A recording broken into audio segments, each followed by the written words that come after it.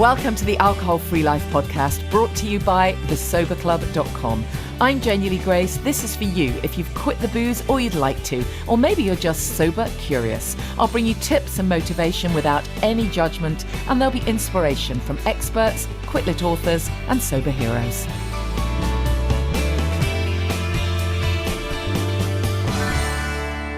Hi, and welcome to the podcast, and a very happy solstice period to you. Summer solstice is, thank goodness, the sun has come out. Oh my God, how amazing that we finally got some summer. So very grateful for it. And of course, this is such a wonderful time to harness the energy, if you like, of the I don't know, the longer days and just that lovely energy of feeling like things that feel possible. I mean, I don't know if it's just me, but I definitely get that sense around the solstice that you can kind of use the energy to attract what it is you want into your life. And obviously, if you're early days of sobriety, this is just the most fantastic time to make that decision. Okay, day one then, right through to the next solstice. That'll be a lovely batch of time to get you on track. So it's a great time to make that decision that you're going to do sober solstice to sober solstice, or whatever else you want to do. Of course, it doesn't have to be sobriety. Maybe you've already cracked that piece and now you're on to the next thing and you want to focus on a new project or some other new behavior change that feels important for you, something that perhaps that you've been putting off for ages. I wrote a piece recently about procrastination and the way that, oh God, I've suffered from it so badly. We all do, don't we? That we have all these great ideas, we have these things we want to do. I've been sitting on a project for absolutely months. I mean, for God's sake, I just have to do it. You know, that lovely expression, eat the frog. I just have to eat the frog, right? And I know that once I get started, it's going to be okay. But it's just getting started sometimes. But the solstice energy has fired me up again.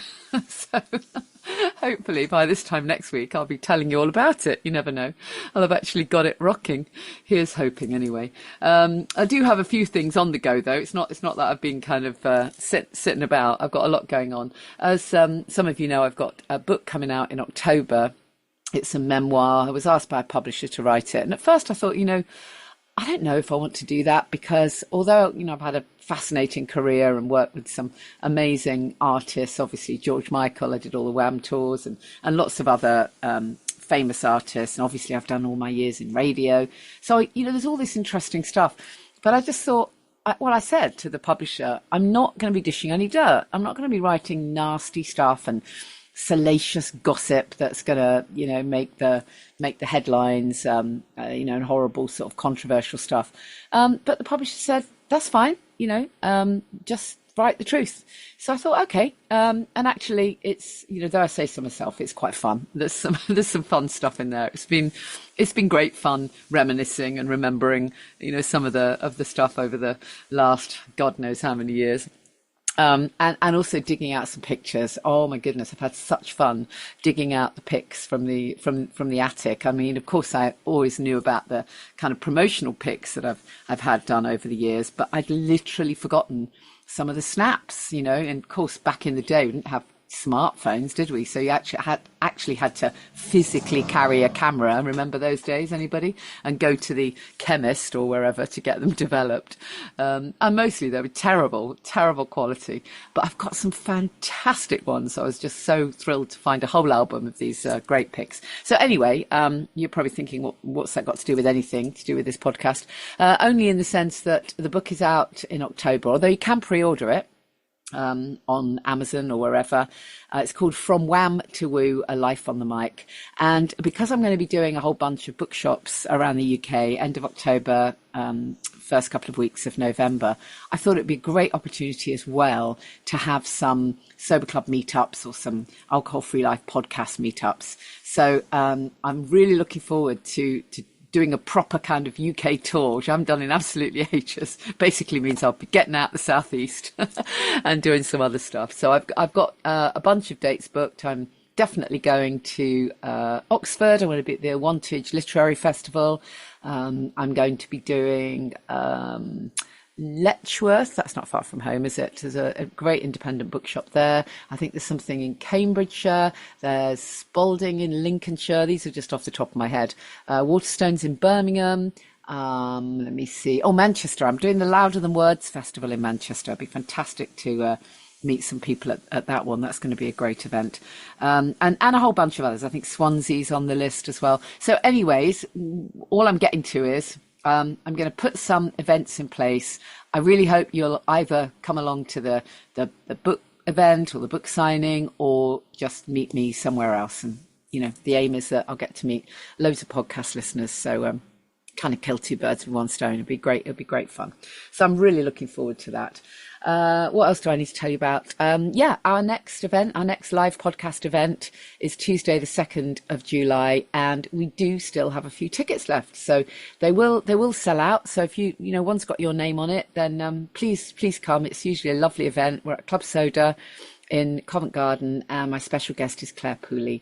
Really looking forward to having that chat. I was lucky enough to go to Clare's book launch the other night. How to Age Disgracefully is her third novel. It's so good. It's such a fun read.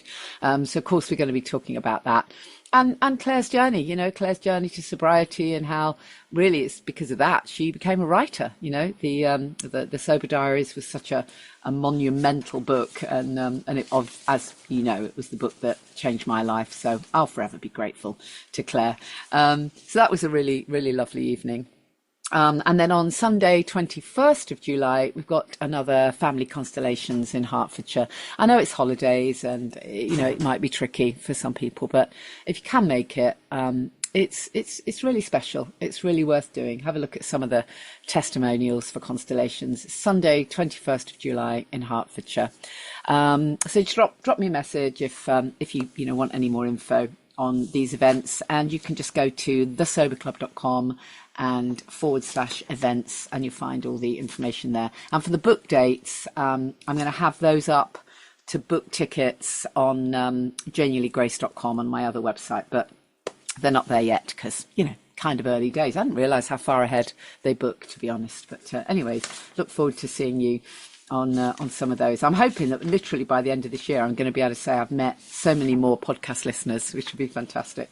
Thank you for the nice things that people have said about the podcast this week. Don't forget, I would love your vote for the podcast in the British Podcast Awards. It's the listener choice section. So you just go to British Podcast Awards /voting, write in their Alcohol Free Life podcast, and then you have to submit, and then they send you an email, and you have to click the email to ensure that you really meant to do it, as it were. So today I thought I would love to rerun a bit of an interview that I did a while back. I don't even know what got me thinking about this, but I think I must have seen one of my own little social media clips. You know how Facebook chucks something back at you, I don't know, several months down the line, they send you a reminder. And sometimes it's things that you'd sort of forgotten how much fun they were. And that was the case with this interview with the fantastic Pop. So I'm just so thrilled to chat to Pop Buchanan, an author, music artist, founder and host of the Sober is Dope podcast. I can't wait to get into your story, Pop. And oh my goodness, your book. I love your book. It's just so great. I haven't read all of it yet, but I started digging into it and I'm thinking, oh, this is fantastic. This is everything we need. It really is. Because I love the fact that hold on. Let me introduce you properly. Tell us a little bit about you, and then we'll dig into the book. Let's do that first. So just tell us a little bit about your kind of journey, and let's get a bit of background on you. Beautiful. Well, first of all, my name is Pop Buchanan. I'm from Brooklyn, New York. I am a decade sober. I have a decade under my belt. December 15th, 2022, made 10 years. I'm a proud Christian Catholic kid from New York City. I have been all the way down to rock bottom with my addiction, and by the grace of God, I'm here today. I started a podcast called Sober is Dope to tell my story. And briefly, my story started from a combination of heartbreak, disappointment, life not necessarily working out, depression, and just the nature of alcohol taking its toll on me. Because I was one of those guys that was in a music background. I did music, I did real estate. So at night we'll go out, we'll have meetings with real estate, we'll drink. You know, when we go to studio and do music, you'll drink. Drinking is kind of a pastime. You know, all over the world, we use it to celebrate. We use it to party. Yeah, but it's the social glue, isn't it, that sticks everything together. Yes, and for people like myself and everyone else out there that's allergic to alcohol, we didn't necessarily get the memo. Some of us, through trial and error, start to realize that alcohol is problematic for us. And I was extremely allergic to it because once I would have a drink, I would not be able to start. So my story pretty much boils down to an act of mercy. One day after losing everything, and this is the extremely short version. If anyone wants to hear the long, extensive version, they can listen to episode 1 of the Sober is Dope podcast. But this was, to boil it all down to its simplicity, I was at rock bottom. I had literally lost my house, lost my friends. My girlfriend was sent, her family took her to Boston. We was all separate. This was months and months and months of myself just drinking and going through this cycle till I really got sick and I was on the streets. I was kind of by myself. And one day I just was walking and I just was like, oh man, I'm literally sick. I'm literally starving. I'm literally dying. And I got on my knees and I just, I threw a Hail Mary prayer. I started praying to God in the middle of the street. It was bizarre. People was going to work. They was looking at me. I was just like, look, I have to.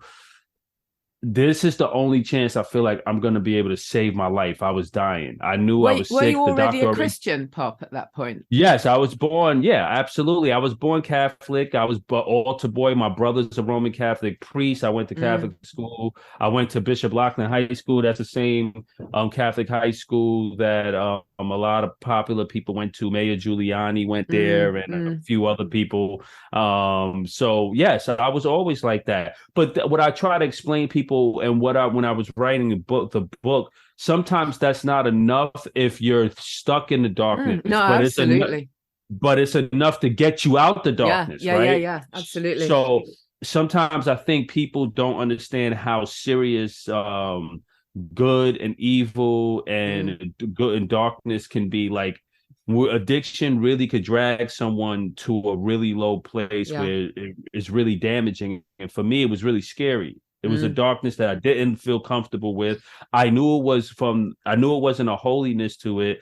And my exact prayer was that my God, help me, the devil capture me. That's what I was trying to communicate to God. Like, with the reality I'm in now, I fully understand spiritually now that this is what you were trying to prevent, you try to prevent humans from going through. So if you kind of like listen to the Bible and you want to hear something funny, as many years as I was a Christian, I missed the passage. I'm talking about I went to Catholic grade school, Catholic high school. My brother's a priest. We went to Bible study every day. I never really understood 1 Peter 5:8 when God says, be sober, be vigilant, for your adversary, the devil, walketh around like a lion, seeking whom he may devour. Right. That blew my mind. I didn't read that until like into rehab, that it was actually there. It was this connection.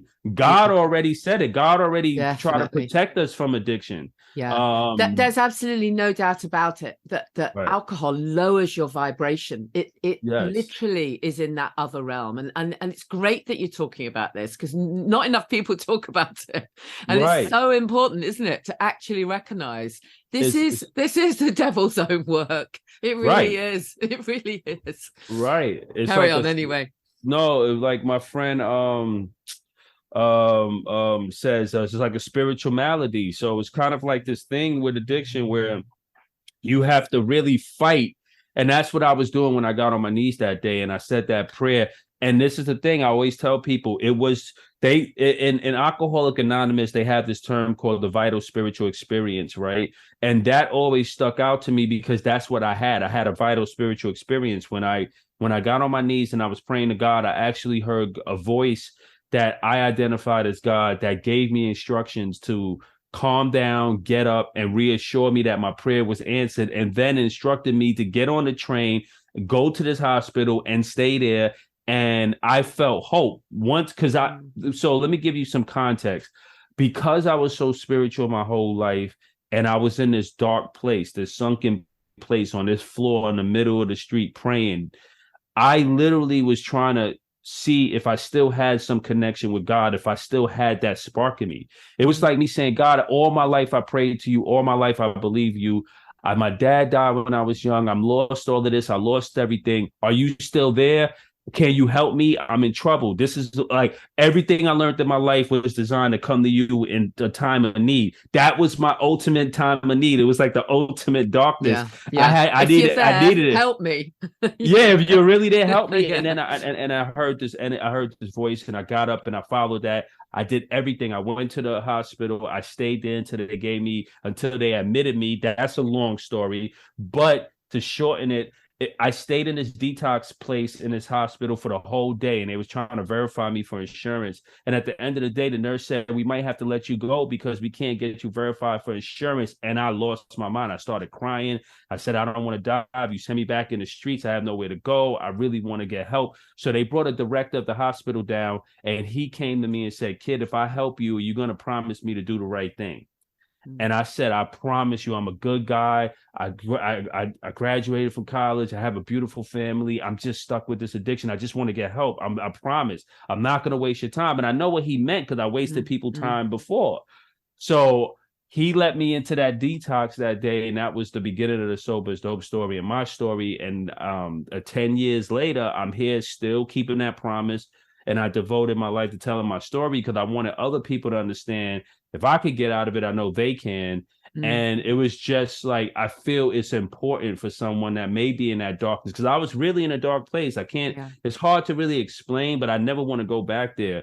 But that reality is real. So when you're outside and you see someone that may be homeless or disheveled and they seem like they're under the influence and nobody wants to touch them and talk to them, I wasn't that bad, but I was heading there. I was in the beginning stages, and I was like, I don't want that. I don't want that for my life. I just want to go back home, get my life together, mind my business, and live a fruitful life.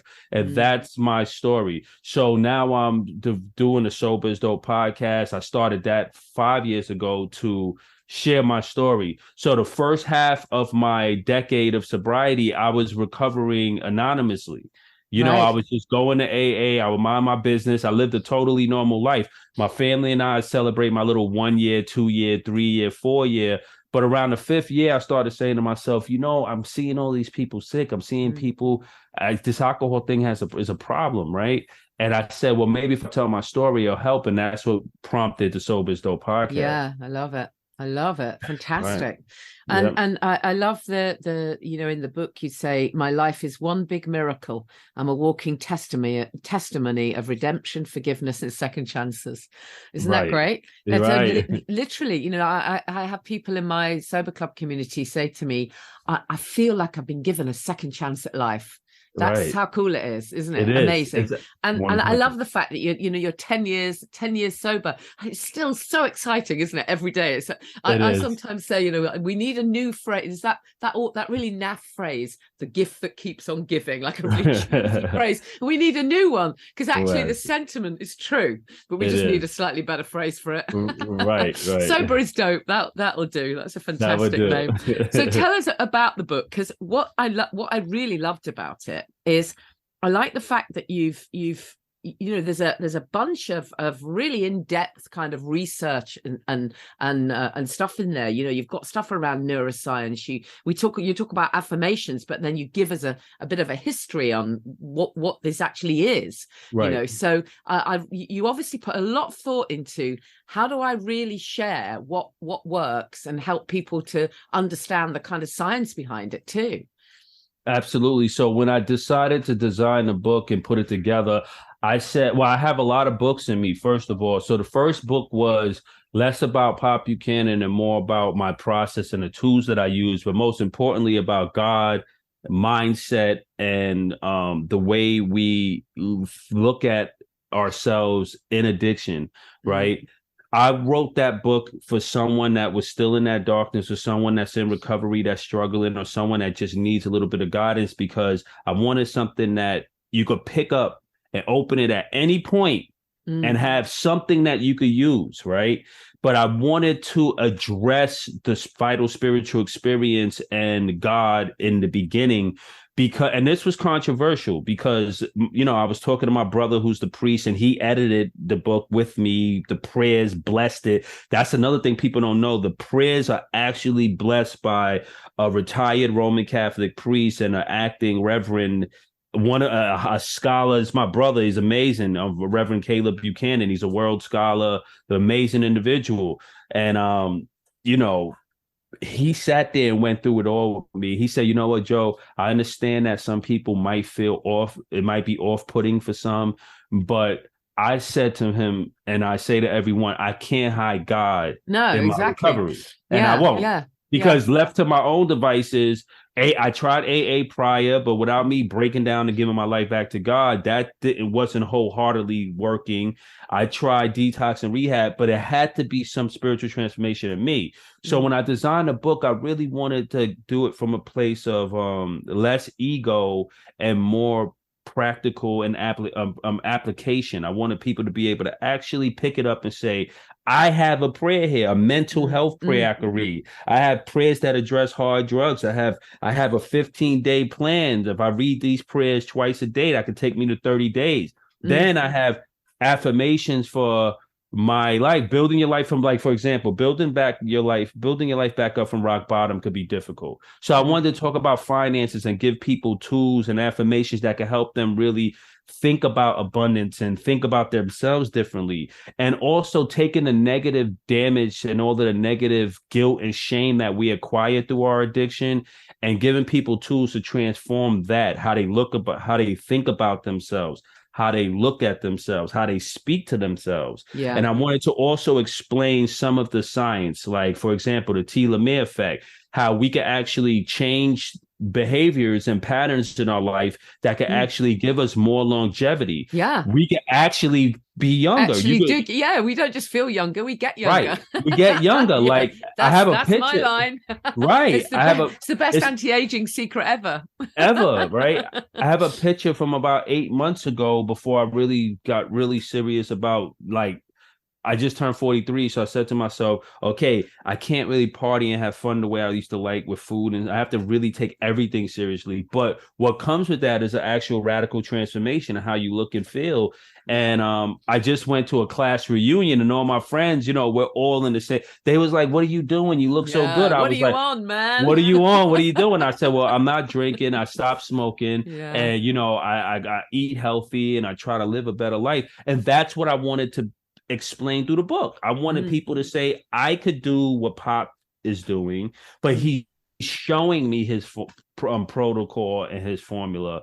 And it's simple. It's just we have to love ourselves. The book boils down to spiritual self-care, emotional self-care, psychological self-care, and overall self-care. Yeah, I love that. And I noticed there was one bit in the book that I picked out, and I hadn't really seen anyone else write about this. And I really thought this was interesting. You talk about the root word for sorcery. Right. Pharmakia. Yes. Going back to the Greek, the etymology of it, it's kind of like spooky when you think about, like, the hard drugs, the names they give it, the wine, the concept of wine and spirits, enchantment, magic, sorcery, divination, and how people come under the influence. Right? And even the word spirit, right? Spirit, right? And you hear people say he's not himself, she's not herself when she's drinking. Possibly actually not. I mean, a lot of people don't talk about this stuff. If you look at the Arabic word for alcohol, it's alkhul. I don't know if you've seen that. Right. Yeah. Oh, yes.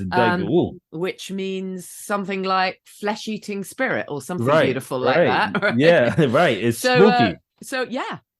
But I'm really glad you addressed some of this stuff in the book, because we need to know this stuff. We actually do. I think for so long, people's eyes have just been closed, and we deify alcohol. You know, it's Right. like, oh my goodness, we can't have a celebration without it.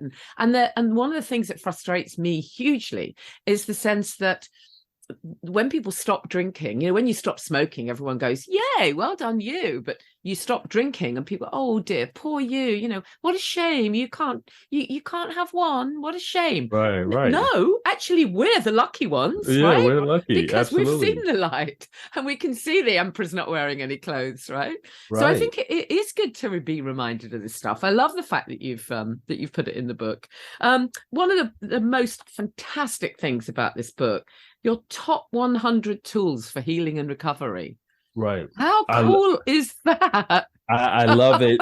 I love that. Oh That's my favorite part goodness, too. that's fantastic. Come on, spin a few off if you can remember some of your own shtick, and Yes, I'll help you. Absolutely. No, I can remember. So before I do that, I want to say I started working on the second book, which is called The Sober 100, about a year and a half ago, and we were pretty much about to complete it. So the Sober 100 is an in-depth look of the Pop Buchanan Top 100. Oh, okay. That's the next book, because I wanted people to have 100 tools and tips and go-tos that can help them transform their life. So let's go through some. So let's do a few. Learn to live again, learn to love again, right? Yeah. So those two was after addiction, we want to be able to understand why it's important to maximize your life and actually learn to love yourself again and to love others again, right? Then we have another one, forgive yourself, and practicing the power of forgiveness, right? Teaching people how to forgive themselves. Forgive yourself first, which is hard. And then when you can't, not always, but when impossible, try to forgive those who hurt you and clean the slate, right? Forgiveness is one of the most powerful tools and tips. Another one that's there, eat dark chocolate and blueberries, is trying to that talks about antioxidants, the power of eating anti-inflammatory foods and eating for mental health, right? And I really wanted to touch on that. How optimize dopamine receptors. I was talking about our dopamine receptors and giving your body time to heal. Letting people know that in recovery, the brain needs time to heal, right? That's one of my tips. And how to eat and do certain things to help the process of your dopamine receptors healing. It's so important. I'm really glad you touched on that, because again, it's not something everyone includes, and it's very much something I teach, is that, you know, in those early weeks when everything's recalibrating, your brain chemistry is all over the place, you absolutely have to have that good nutrition. It's not a time to be saying, oh, I really want to lose weight, I think I'll fast. Absolutely not. Absolutely not. Really good nutrition, so you can, as you say, you get that you know, you hit the brain chemistry. Anyway, carry on. Sorry. Right. We have one, we talk about pray daily. I try to encourage people. So what I've been doing lately is this: when we have thoughts of worry, whether it's finances, stress, or anything, I immediately start praying. And whether it's a universal prayer, I do the Our Father. I mean, I just really started to really doing this on a daily basis. The moment my mind wanders to a place that's out that deals with fear, anxiety, apprehension, Our Father who art in heaven, holy is thy name. And I keep saying it till I feel better, because praying daily reminds you, it keeps you recentered. So another tip I was talking about is walking, going for walks, like the brain and mindfulness. We talk about mindfulness tips, but the brain loves to walk. It's the best exercise because you get a sense of mindfulness at the same time. You're looking at nature, you're getting out, you're getting sunlight. That's another tip. You're breathing, you're pacing yourself, and your body loves it and your brain loves it. A lot of the tips surround mental health. I believe in what the foundation of Sober is Dope is that you can't separate mental health from addiction. We call that comorbidity or comorbid addictions, right? So our depression or anxiety could fuel our addiction, and our addiction can fuel our mental health and anxiety. So I like to give tips to attack both.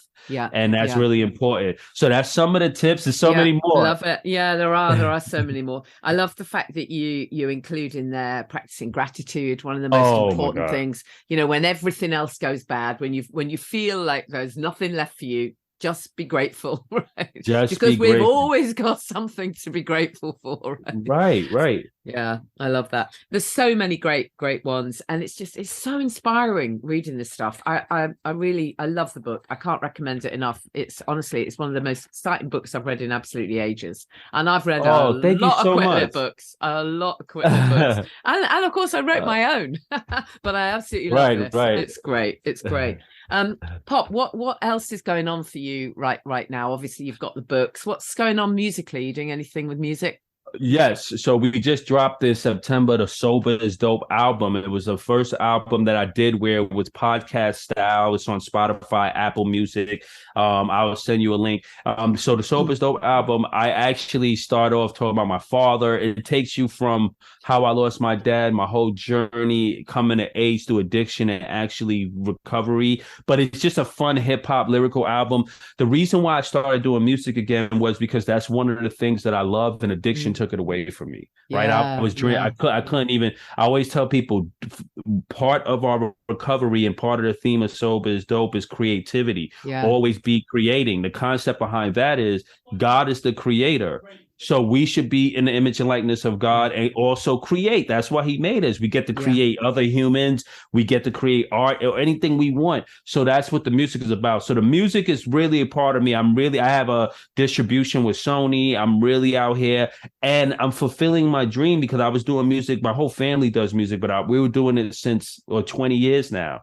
And I said, well, I'm 40 and I'm still good and I still look good and I feel good. And I want to express myself that way. So I'm really doing it. And in addition to that, I have the Sober is Dope podcast, which is my love. And that's the labor of service and love where I get on there every day. We have 350 episodes where we're talking about everything from my story to whatever you could imagine. You could find it on Sober is Dope. And overall, just trying to really be successful.